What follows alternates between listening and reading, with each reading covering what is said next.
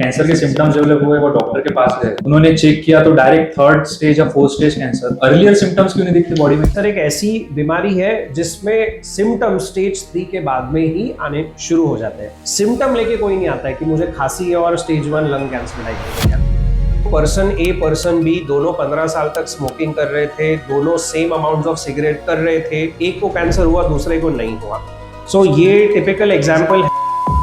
HPV vaccine extremely important है हर एक female के लिए जो 15 से 40 साल के बीच की है। 15 साल में अगर आप वैक्सीनेशन लेते हो तो उसका बेनिफिट आपके केस में 100% होगा।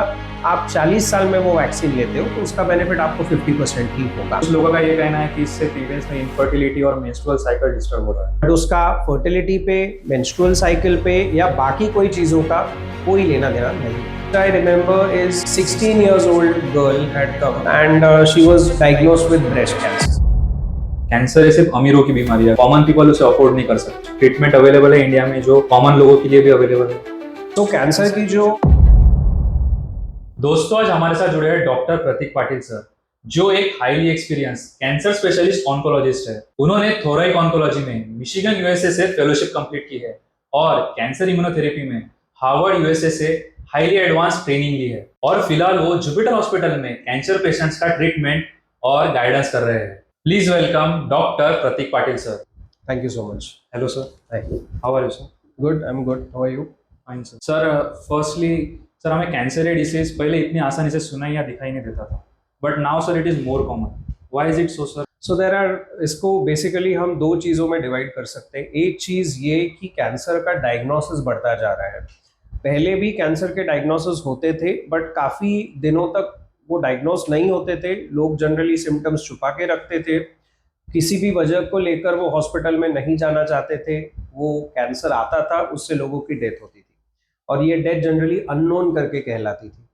आजकल डायग्नोसिस सिस्टम ज़्यादा बढ़ गया है, लोग ज़्यादा अवेयर है कैंसर सिम्टम्स को लेके, इसलिए उसका डायग्नोसिस ज़्यादा हो रहा है। ये वन ऑफ द रीजंस है। सेकेंड रीजन ये है अडल्टरेशन। सो अडल्टरेशन हवा में, पानी में, खान पान में, हर जगह में जो है वो प्योर चीज़ें आनी बंद हो गई है। दूध से लेके सुबह के आप देखो डिनर तक की हर एक चीज़ में आज प्रिजर्वेटिव्स है, केमिकल्स है। नेचुरल बहुत ऐसी कम चीज़ें हैं, हम फ्रूट्स या वेजिटेबल्स को नेचुरल कंसिडर करते हैं, बट वो भी आजकल पेस्टिसाइड्स, इंसेक्टिसाइड्स के इंजेक्शंस दे दे के उगाए जाते हैं।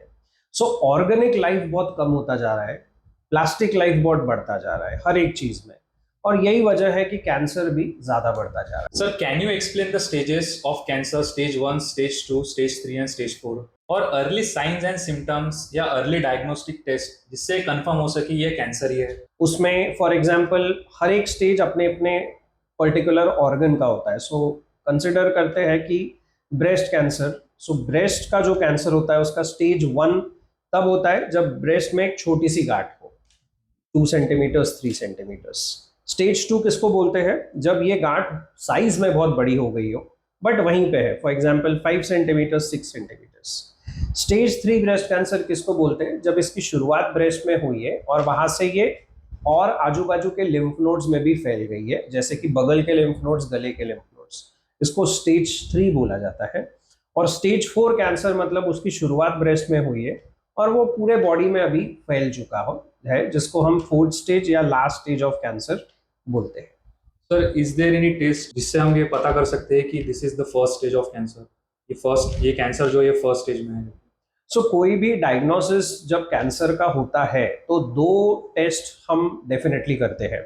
पहली टेस्ट होती है जिसको बोलते हैं होल बॉडी पेट सीटी स्कैन, जो सर से लेके तो पाँव तक का एक सिंगल स्कैन होता है, सीटी स्कैन जैसा, और उसमें हमें ये पता चलता है कि आपके कैंसर का स्टेज क्या है, वो कितना फैला है। सो ये सिंगल शॉट इन्वेस्टिगेशन आजकल अवेलेबल है। इसके अलावा आपको और कोई दूसरा स्कैन करने की ज़रूरत नहीं पड़ती है। और जो दूसरी टेस्ट हम हर किसी पेशेंट में करते हैं वो है बायोप्सी। जहाँ का भी कैंसर है उसका एक छोटा सा पार्ट निकाल के उसको टेस्टिंग करना, जिससे हमें कैंसर के स्टेज के साथ साथ उसकी एग्रेसिवनेस पता चलती है, उसका टाइप पता चलता है और उसका ट्रीटमेंट कैसा होना चाहिए वो पता चलता है। सो हर एक कैंसर के पेशेंट में ये 2 टेस्ट जो है वो मैंडेटरी है। Coming too early stage diagnosis हम कैसे कर सकते हैं? अर्ली स्टेज डायग्नोसिस में सिम्टम्स नहीं आते हैं। कैंसर एक ऐसी बीमारी है जिसमें सिम्टम्स स्टेज 3 के बाद में ही आने शुरू हो जाते हैं। स्टेज 1 और स्टेज 2 कैंसर के पेशेंट्स जो डायग्नोज होते हैं वो कभी भी सिम्टम्स लेके नहीं आते हैं। वो डायग्नोज क्यों होते हैं? रूटीन स्कैन्स में, मतलब साल भर में आप एक जो स्कैन करते हो उसमें कुछ तो आ गया और फिर डायग्नोस हो गया। जनरली 90% लोग ऐसे डायग्नोस होते हैं।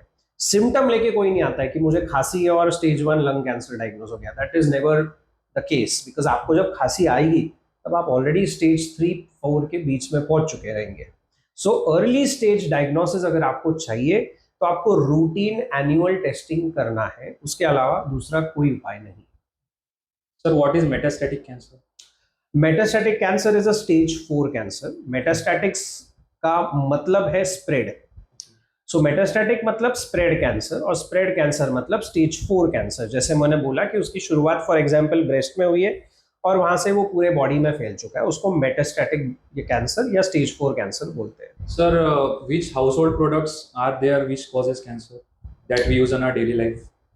सो ये काफ़ी कॉमन और इंटरेस्टिंग सवाल है। एक्चुअली आपने कई वीडियोस देखे होंगे जिसमें ये क्लेम किया जाता है कि मेटल से कैंसर कॉज होता है, प्लास्टिक से कैंसर कॉज होता है। जो हम डिटर्जेंट्स यूज़ करते हैं, हार्पिक फॉर एग्जांपल, या कोई भी बाथरूम डिटर्जेंट हो, सोप्स हो, जिसके वजह से कैंसर होता है। बट एविडेंस वाइज अगर बात करें, सर, वो टूथपेस्ट में सोडियम लॉरेल सल्फेट नाम का एक कंपाउंड है, वो does it cause cancer? It's nothing like that. House hold में हम जितने भी प्रोडक्ट्स यूज करते हैं इसमें से कैंसर होता है, ये दावा करना गलत है। इसका कोई एविडेंस नहीं है, ये सब अजम्पशंस है। सिंगल 1000 क्लिनिकल ट्रायल्स में से 1 या 2 क्लिनिकल ट्रायल में अगर कुछ प्रूव होता है तो इसका मतलब ये नहीं कि वो सच है। It could be falsely positive thing. Okay, so house hold चीजों में आप जो भी इस्तेमाल करते हो उसमें ऑफ कोर्स प्लास्टिक्स मिनिमल होनी चाहिए, बट अदर देन दैट सारे प्रोडक्ट सेफ होते हैं।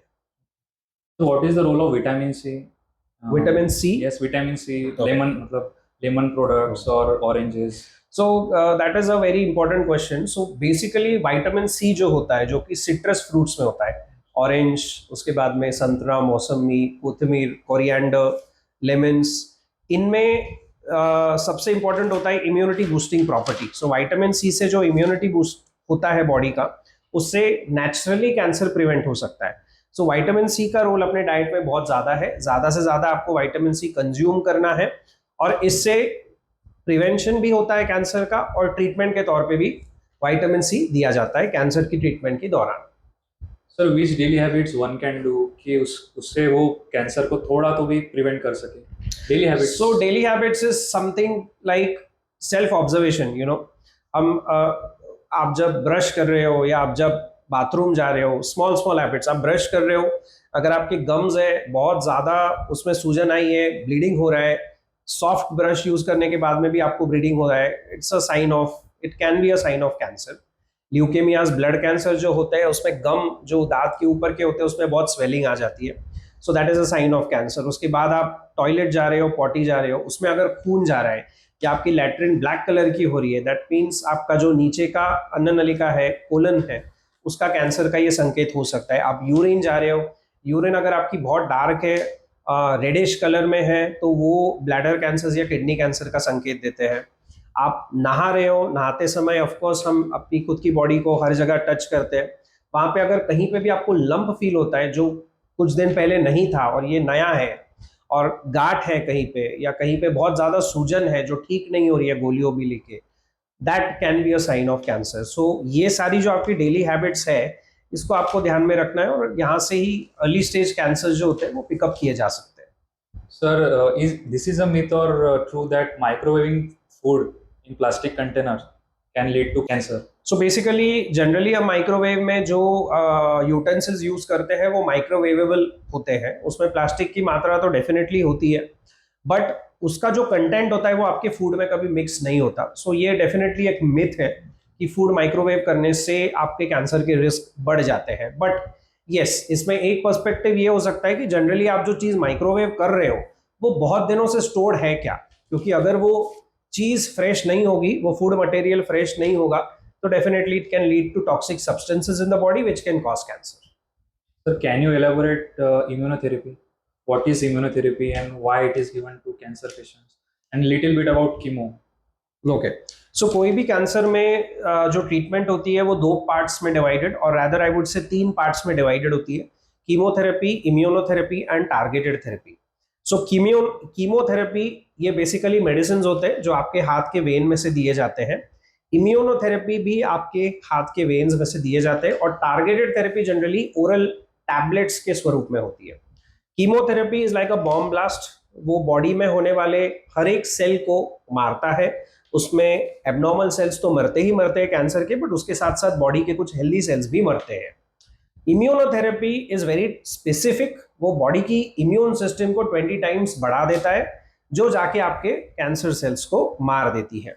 और टारगेटेड थेरेपी जो ओरल फॉर्म में होती है, वो एज द नेम सजेस्ट वो टारगेटेड ही होती है. मतलब हमको आपके बायोप्सी के ब्लॉक्स पे ऐसा टारगेट म्यूटेशन ढूंढना पड़ता है, और वो म्यूटेशन के ऊपर एक स्पेसिफिक दवाई आपको दी जाती है, जिसको टारगेटेड थेरेपी बोलती है. तो ऑफकोर्स वो भी स्पेसिफिक होती है, वो पूरे बॉडी में बाकी जगहों पे आपको कोई हार्म नहीं पहुंचाती है. Sir, smoking and drinking, sir. What is your opinion about smoking and drinking? कुछ लोग लाइफ टाइम स्मोकिंग ड्रिंकिंग करते हैं बट उनमें कैंसर डेवलप नहीं होता, और कुछ लोग जस्ट स्टार्ट करते हैं या जो ओकेजनली करते हैं ऐसा बोलते हैं उनको कैंसर जल्दी से हो जाता है. What is your opinion about that? सो देखो, पर्सन ए पर्सन बी दोनों 15 साल तक स्मोकिंग कर रहे थे, दोनों सेम अमाउंट्स ऑफ सिगरेट रोज कर रहे थे. एक को कैंसर हुआ, दूसरे को नहीं हुआ. सो ये टिपिकल एग्जाम्पल है. हर एक पेशेंट जो हमारे पास आता है ये यही सवाल पूछता है. बट देखो, हर किसी का बॉडी जेनेटिक अलग होता है, हर किसी का बॉडी कंपोजिशन अलग होता है, हर किसी के रिस्क फैक्टर्स अलग होते हैं. 30% लोगों में अगर आपके केस में कैंसरस जीन है, मतलब कैंसर की हेरिडिटी है, मतलब वो फेमिलियल है, तो आपको कैंसर होने का धोखा ज्यादा है. तो उस केस में अगर आप स्मोकिंग कर रहे हो तो हो सकता है आपको 5-6 साल में ही कैंसर हो जाएगा. बट एक फिट इंडिविजुअल है जिसको कोई फैमिली हिस्ट्री कैंसर की नहीं है, वो 15-20 साल भी अगर स्मोकिंग कर रहा है, हो सकता है उसको कभी कैंसर ना हो. सो ये सिर्फ एक चीज स्मोकिंग या अल्कोहल की वजह से नहीं होता है. ये कंपोजिट एक होलिस्टिक चीज है जो सारे बॉडी कंपोनेंट्स को मद्देनजर रख के you have to take a decision. ऐसा कहते हैं कि ब्रेस्ट कैंसर सिर्फ फीमेल्स में होता है, ऐसा है क्या कि ये मेल्स में भी हो सकता है? Yes, so 2% of breast cancers are common in men. Men who are generally जो 40 साल के ऊपर के हैं, जिनके ब्रेस्ट वॉल्यूम्स थोड़े से बड़े हैं, बिकॉज जैसे बढ़ती उम्र में आपके चेस्ट मसल जो होता है वो थोड़ा सैगी हो जाता है. Is there any self examination one can do to? Yeah, definitely. See, for men, self-examination is very easy because your chest is not very bulky. You can easily check your own chest. But for females, chest examination थोड़ा सा tricky होता है because bulk ज़्यादा होता है वहाँ पे breast का. आपको YouTube पे काफ़ी ऐसे वीडियोस मिल जाएंगे जिसमें ये दिखाया जाता है कि breast examination, self breast examination कैसा करना है, तो वो आप डेफिनेटली चेकआउट कर सकते हो. Sir, why does immunotherapy injections work in some patient? किसी किसी केस में करते हैं, किसी किसी में नहीं करते. सो इम्यूनोथेरेपी के नाम में क्या है? इम्यून मतलब बॉडी का इम्यून सिस्टम. मतलब इम्यूनोथेरेपी क्या करेगी? आपके बॉडी की इम्यूनिटी सिस्टम को बढ़ा देगी जो कैंसर को मारेगा. अभी आपका कैंसर अगर बॉडी की इम्यून सिस्टम ढीली होने की वजह से हुआ है तो इम्यूनोथेरेपी आप में काम करेगी. बट अगर आपका कैंसर बॉडी के इम्यून सिस्टम से उसका कोई लेना देना नहीं है तो वो काम नहीं करेगा. सो इम्यूनोथेरेपी आप पे काम करेगी या नहीं, ये भी टेस्ट करने के लिए एक टेस्ट होता है. वो टेस्ट हम करते हैं जिसको PDL1 या MSI बोलते हैं, और वो अगर पॉजिटिव होगा तो ही हम इम्यूनिटी सजेस्ट करते हैं. सर, ये पूरे जर्नी में अगर जिसे भी कैंसर हुआ है, how important it is to trust your doctor. कोई लोग बीच में से ट्रीटमेंट छोड़ के चले जाते हैं, और मोस्टली सर फॉरेन कंट्रीज में इसका ज़्यादा ही है. मतलब अगर कैंसर हुआ तो इंडिया में क्योर नहीं है, हमें फॉरेन ही जाना पड़ेगा, फॉरेन में जाके हमारा वो कैंसर ठीक होगा, ऐसा भी लोगों में मिथ है. तो हाउ? ये बहुत गलत अजम्पशन है. अभी मैं US में पढ़ा हूँ, मैं वहाँ से सब सीख के आया हूँ, देख के आया हूँ.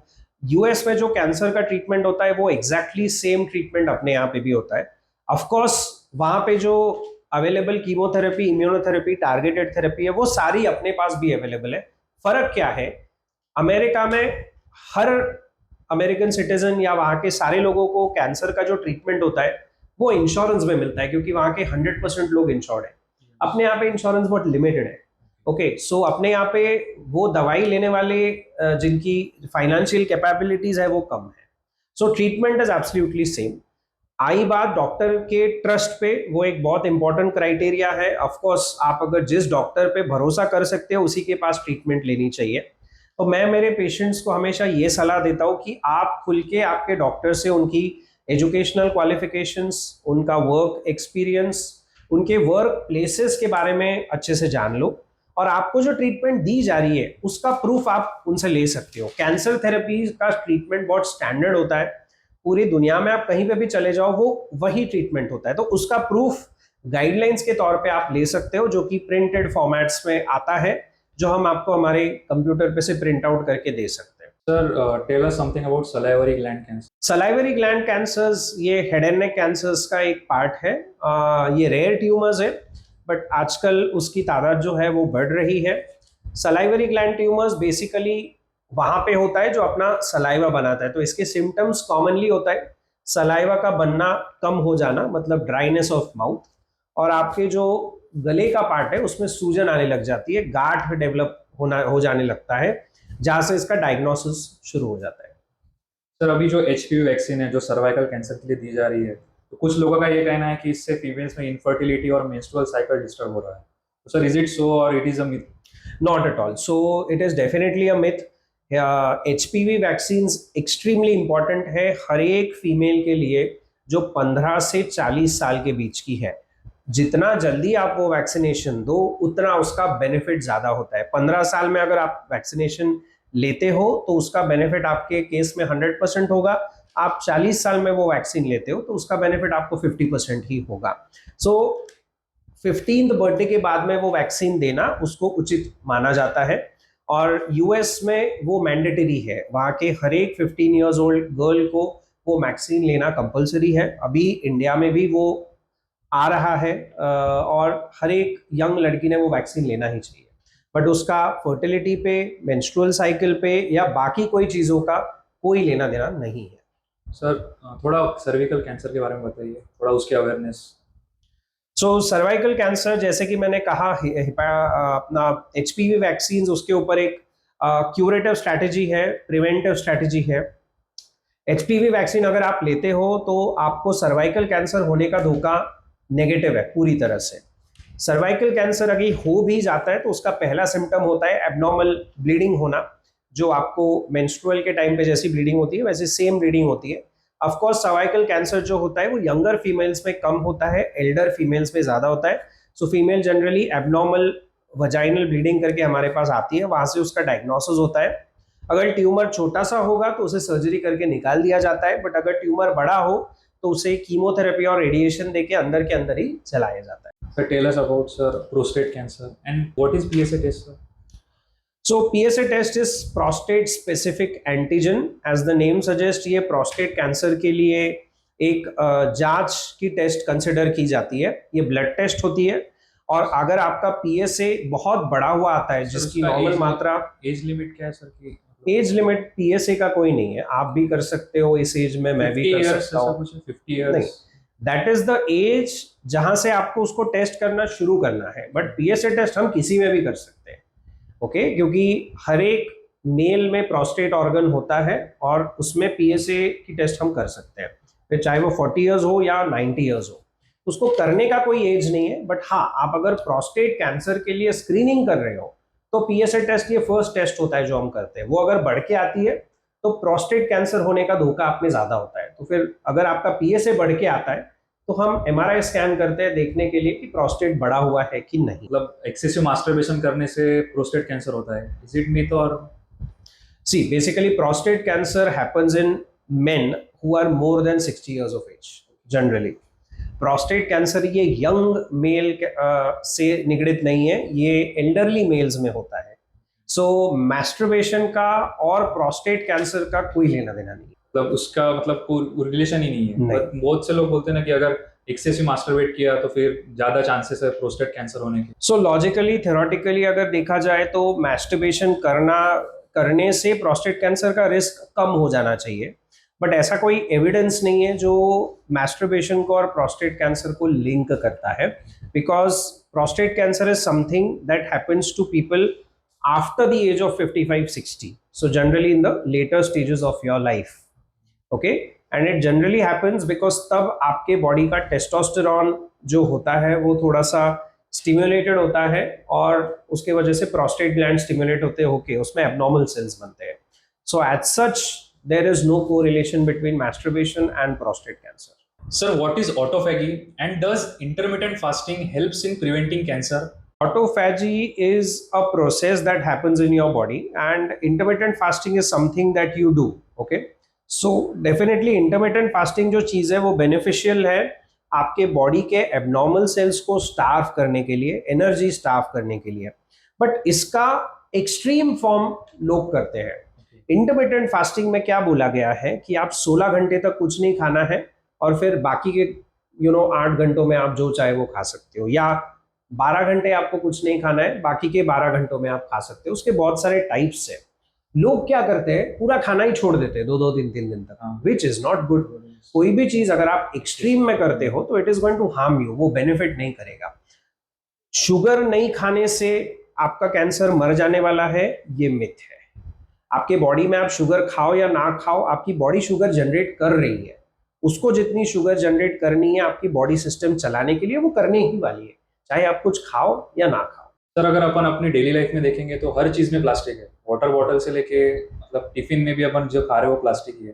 सर, वो प्लास्टिक का क्या है, उसमें रोल है कैंसर के स्प्रेड होने में? डेफिनेटली रोल है. माइक्रोप्लास्टिक्स जो है उसको, वो सिंथेटिक मॉलिक्यूल है, that is not natural, it is not organic. So definitely it is made of chemicals, और केमिकल्स को हम जब एक्सपोज होते हो तो डेफिनेटली वो अपने को नुकसान ही पहुंचाते हैं.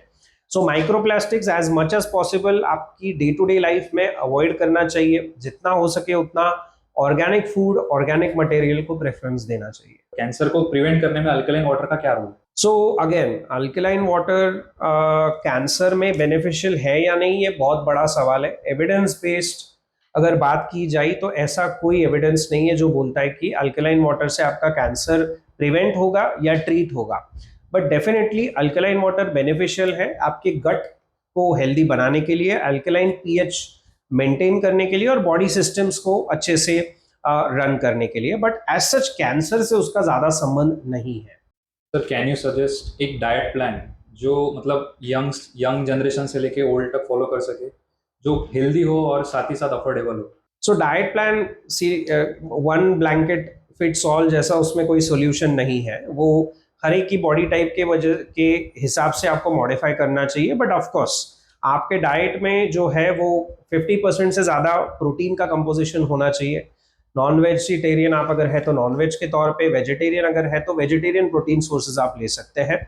बाकी जो 30% है वो आपको कार्बोहाइड्रेट्स के फॉर्म में कंज्यूम करना है, और एक 15 to 20% जो है वो फैट्स भी आपको कंज्यूम आपके डाइट में करना है. तो आपको वैसा डाइटरी प्लान बनाना चाहिए जिसमें ये कंपोजिशन आता है. तो फिर वो आप जहाँ पे है, आप वेज है नॉन वेज है, उसके बेसिस पे आप इसको डिफरेंशिएट कर सकते हैं. सर, इम्यूनोथेरेपी से स्टेज 4 कैंसर भी प्रिवेंट हो सकता है? Stage 4 cancer is never curable, it is only controllable. चाहे आप जो भी मेडिसिन यूज करो, आप जो भी थेरेपीज यूज करो, उसे कंट्रोल किया जा सकता है सालों तक, बट उसे पूरी तरह से मारा या क्योर नहीं किया जा सकता है. सर, पर ऐसा क्यों होता है कि अगर किसी को मतलब कैंसर के सिम्टम्स डेवलप हुए, वो डॉक्टर के पास गए, उन्होंने चेक किया तो डायरेक्ट 3rd स्टेज या 4th stage cancer, earlier symptoms क्यों नहीं दिखते बॉडी में? कि अर्लियर दिखते हैं कि हम पहचान नहीं पाते, ऐसा कुछ है क्या? नहीं, डेफिनेटली ये क्वेश्चन बहुत लॉजिकल है.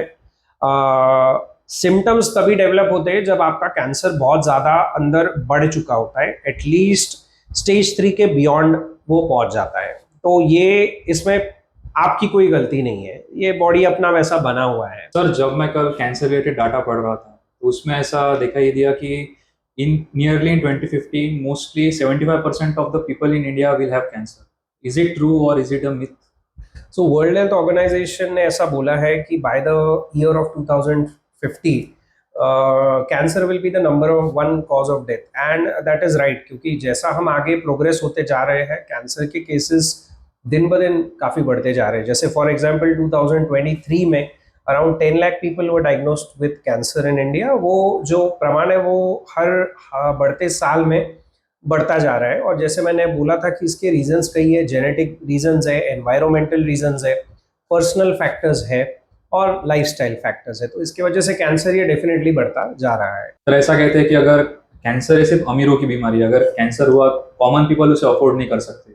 ऐसे कोई इंश्योरेंसेस या ऐसा कुछ ट्रीटमेंट अवेलेबल है इंडिया में जो कॉमन लोगों के लिए भी अवेलेबल है? सो कैंसर की जो इम्यूनोथेरेपी, टारगेटेड थेरेपी जैसी जो चीज़ें हैं वो डेफिनेटली बेसिक ट्रीटमेंट में नहीं आती है। ये सब लग्जरी ट्रीटमेंट का पार्ट है और इसके लिए काफ़ी पैसा लगता है। ये एक्सपेंसिव ट्रीटमेंट्स है। एक एस्टिमेट अगर बताना होगा तो रफली इट में cost somewhere around 12 to 13 lakh rupees per year of treatment. So definitely younger generation को मेरी वही सलाह रहेगी कि आपके मेडिकल इंश्योरेंसेस अच्छे रखो। आप जितने यंग एज में मेडिकल इंश्योरेंस लेते हो उतना प्रीमियम आपको कम भरना पड़ता है, और जैसे आप बड़े होते जाओगे वो प्रीमियम आपके पास एक्यूमुलेट होता जाएगा, तो आप उसका बेनिफिट उठा सकते हो जब ऐसा कोई बीमारी भगवान ना करे लेकिन अगर किसी को हो जाती है, किसी के फैमिली मेंबर्स को हो जाती है। सो इंश्योरेंस होना बहुत उचित चीज है और होना ही चाहिए आज के जमाने में। Sir what is the role of willpower? इस पूरे जर्नी में कैंसर के विल पावर का क्या रोल है सर किसी की? So will power is extremely important. Without will power आप कुछ भी नहीं कर सकते हो, चाहे कैंसर की ट्रीटमेंट हो या और कोई भी चीज हो। कैंसर का डायग्नोसिस होने के बाद में ही आप 30% पूरी तरह से डिप्रेस हो जाते हो, आपका इंटरेस्ट चीज़ों में से उठ जाने लगता है और आपका विल पावर बहुत ज़्यादा कम होता है। ऐसे सिचुएशन में जो फिट लोग हैं, जिनका कोर फिटनेस बहुत अच्छा है, जिनकी विल पावर बहुत स्ट्रांग है, जिनका मेंटल हेल्थ काफ़ी अच्छा है, वो लोग ही ट्रीटमेंट कंप्लीट कर पाते हैं और बाद में एज कैंसर सर्वाइवर्स जी पाते हैं। सर इसमें योगा और मेडिटेशन का क्या रोल है? Very important. Yoga and meditation is a part of daily life and it is a part of daily cancer treatment as well. So yoga, meditation, spirituality, ये सारी जो चीज़ें हैं ये आपके डे टू डे एक्टिविटी में definitely patients ने include करनी चाहिए। Sir, what is your suggestion for young generation? So like I told you, first thing, keep your medical insurance is very good. Second thing, annual screening. So annual screening of cancer is very important. और annual screening हर किसी का अलग होता है। Generally लोग वो 30-30, 40-40 pages के blood reports करके आ जाते हैं, बट उसमें कुछ भी नहीं पता चलता है, उसमें एक भी कैंसर का उसमें हमें कोई आइडिया नहीं लगता है। कैंसर के टेस्ट बहुत अलग होते हैं और ये आपको किसी डॉक्टर को मिलके समझ के ही ये टेस्ट आपके लिए कौन से टेस्ट इंपॉर्टेंट है ये जानना जरूरी होता है। So please don't follow the crowd, you meet oncologist and get to know कि कौन से टेस्ट आपके लिए स्पेसिफिक रहेंगे। Sir can you share us experience जिसमें आप भी शॉक थे? सो एक case which I remember is 16 years old girl had come and she had just completed her schooling and all and she was diagnosed with breast cancer. So her parents were shocked. Of course उसने उसकी mummy को बताया कि मुझे breast में कुछ feel हो रहा है, वो आए, डायग्नोसिस हुआ। हम भी शॉक थे because 16 years is too early for breast cancer. हमने इन्वेस्टिगेशंस उनके बार बार किए क्योंकि हम भी श्योर नहीं थे कि ये सही है या नहीं, बट 3-4 बार स्कैन करने के बाद में भी जब कंसिस्टेंट रिजल्ट्स आए तब जाके हमने बायोप्सी किया और उनका ब्रेस्ट कैंसर डायग्नोज हुआ। Luckily it was a very early stage breast cancer which she picked up and she told her mother. So इसके लिए अवेयरनेस होना बहुत ज़रूरी है। वो लड़की बहुत अच्छी एजुकेटेड थी, काफ़ी इसके बारे में उसको पता था, इसलिए वो ये पिकअप कर पाई। कोई और लड़की होती तो उसको छुपा के रखती, 1-2 साल, तब तक वो स्टेज 4 हो जाता। सो अवेयरनेस होना बहुत ज़रूरी है। इवन जब आपके बच्चे थोड़ा सा 12-13 साल के हो जाते हैं, जब उनको इन चीज़ का थोड़ा आइडिया लगने लग जाता है, तो आपको बात करनी है बच्चों के साथ में इन सब चीज़ों, उनको इन्फॉर्मेशन देना है, उनको सारी जानकारी देना है। This applies to your children as well as your old age parents. Old age parent generally ऐसे कुछ हो जाता है तो छुपा के रखते हैं, बताते नहीं है, गांव में कहीं पेरिफेरी में रहते हैं, तो उनको भी आपको ये जानकारी देनी है, एजुकेशन देना है और उनको बताना है कि कुछ भी हो तो तुरंत हमें बताएं ताकि वी कैन डायग्नोज इट। अगर किसी यंग बच्चे को अगर कैंसर हुआ है, उसमें उनके पेरेंट्स का और जो सराउंडिंग में उनके लोग हैं उनका क्या रोल है, वो कैसे उसको डील करे? सो देखो, अभी जब किसी पेशेंट को कैंसर डायग्नोज होता है, स्पेशली अगर वो पीडियाट्रिक एज ग्रुप में है, तो पेरेंट्स तो ऑफकोर्स वो बच्चे के साथ में हमेशा रहते हैं, उसकी ट्रीटमेंट के दौरान उनके साथ में रहते हैं और सब सपोर्ट करते हैं, बट टीचर्स का सपोर्ट होना, उसके ग्रैंड पेरेंट्स का सपोर्ट होना, फ्रेंड्स का सपोर्ट होना, ये बहुत इंपॉर्टेंट है। और लकीली ये काफ़ी सारे बच्चों को, मैं बोलूँगा 90% बच्चों को ये सारा सपोर्ट आज के दिनों में मिल जाता है, बट ऑफकोर्स 10% ऐसे बच्चे हैं जिनको ये सपोर्ट नहीं मिल पाता, वो थोड़े अकेले पड़ जाते हैं और उनको थोड़े स्ट्रगल्स करने पड़ते हैं। सो इमोशनली, मेंटली, फिजिकली बच्चों को सपोर्ट करना इसमें बहुत ज़्यादा इम्पोर्टेंट होता है because they go through a lot of pain and distress during the cancer treatment. Sir, is chemo really very painful? So chemotherapy is not painful actually. आजकल हम जो कीमोथेरेपी यूज कर रहे हैं वो सब नैनो पार्टिकल बेस्ड कीमोथेरेपी होता है.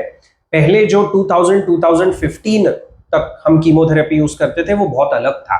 उसमें उल्टी होना, बाल बहुत जाना, हाथ पैर काले पड़ जाना, जबान काली पड़ जाना, these side effects were there. 2015 के बाद में सारा नैनो पार्टिकल बेस्ड कीमोथेरेपी आने लग गया है और उससे ये सारे साइड इफेक्ट जो है वो ऑलमोस्ट मिनिमम या निल मैं कहूंगा कोई कोई कंडीशंस में होता है और आजकल ये सारे साइड इफेक्ट्स देखने को नहीं मिलते. Sir, would you like to break some myths regarding cancer? So one myth is that मुझे ये कैंसर कभी नहीं हो सकता. बिल्कुल भी नहीं. आपको कोई भी टाइप का कैंसर कभी भी हो सकता है. इसको प्रिडिक्ट किया नहीं जा सकता है. फिट से फिट बंदे को भी कैंसर हो सकता है. स्पोर्ट्समैन, आपने तो सुना ही होगा, स्पोर्ट्समैन को भी कैंसर डायग्नोज होता है. सो इसमें फिटनेस का और बाकी सारी चीज़ों का कोई लेना देना नहीं होता है. Body genetics, lifestyle factors, personal factors, addiction history, genetic history, ये इसमें बहुत ज़्यादा मैटर करती है और ये सारी चीज़ों की वजह से आपको अवेयर बहुत रहना है. आपको कोई भी सिम्टम लाइटली नहीं लेना. कुछ कुछ लोग ऐसा कहते हैं सर कि कैंसर मोस्टली जेनेटिकली ट्रांसफर होता है. Is it so? Is it acquired? So genetic cancers account for only 30% of the cases. 70% of the cancers are acquired through mutations. अगर आपके फैमिली में किसी को जेनेटिक कैंसर है तो आपको आपकी टेस्ट कर लेनी चाहिए जो कि एक सिंपल ब्लड टेस्ट होती है.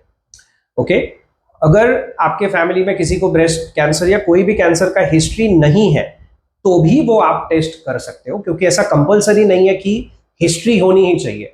हो सकता है कि आपके जेनेटिक कैंसर है बट वो अब तक किसी जनरेशन में प्रेजेंट नहीं हुआ है. हो सकता है वो रेसेसिव जीन्स की तौर पे आगे जा रहा है और आपके केस में वो डोमिनेंट हो सकता है. सो genetic cancer screening I will advice सबने ही करानी चाहिए आज के टाइम में.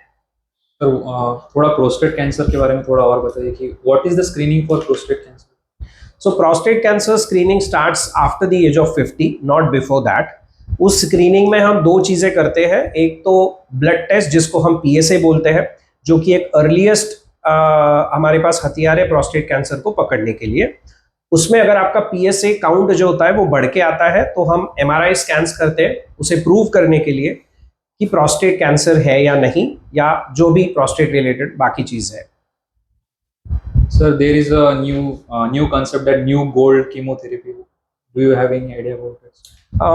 It is under experiments right now and it is not used in the real world practice as of now. Sir Yuvraj Singh को लंग कैंसर हुआ था. Even though he was a sport person, इतनी अच्छी लाइफस्टाइल होने के बावजूद भी उन्हें कैंसर हुआ.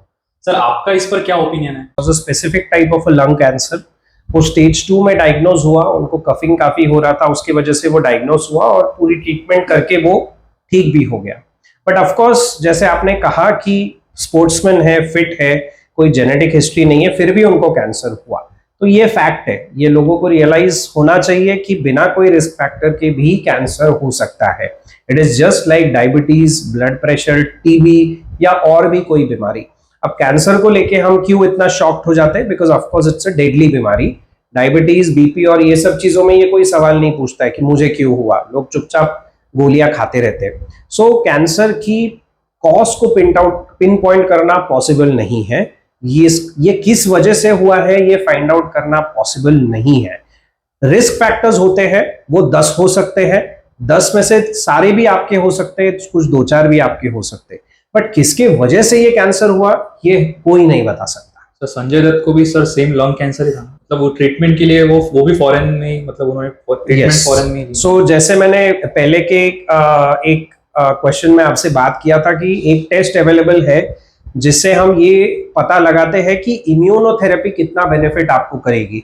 सो वो टेस्ट उनकी पॉजिटिव आई थी और उसके वजह से वो इम्यूनोथेरेपी की ट्रीटमेंट में है जो कि उस टाइप के लंग कैंसर के लिए बेस्ट कंसिडर की जाती है. हम भी आज यहाँ पे पुणे में वो इम्यूनोथेरेपी कम से कम 100+ पेशेंट्स को दे रहे हैं. It is not a very expensive kind of immunotherapy. पहले वो बहुत एक्सपेंसिव थी, अभी वो अच्छी खासी कम हो गई है ये रिसेंट GST रिफॉर्मेशंस की वजह से. और उसका इफेक्ट भी बहुत अच्छा है और हम वो डेली बेसिस पे काफ़ी यूज़ कर रहे हैं उस इम्यूनोथेरेपी को. It is very effective, it is very safe, it does not have any side effects and it has shown very promising results as well. Thank you, sir, for your time and Thank you so much.